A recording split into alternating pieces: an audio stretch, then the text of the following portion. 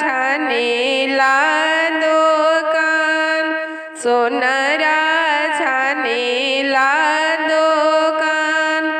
एही रहिया हे आदित बाबा बटिया रोकबी हम जरूर एही रहिया हे सूरज बाबा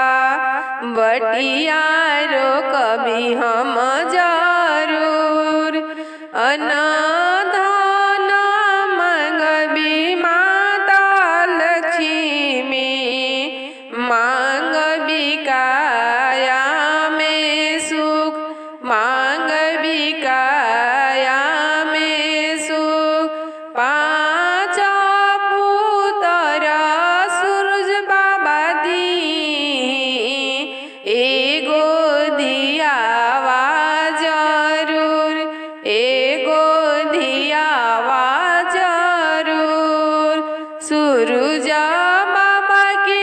शंकर गलिया पसिया छानेला दोकान डोमामा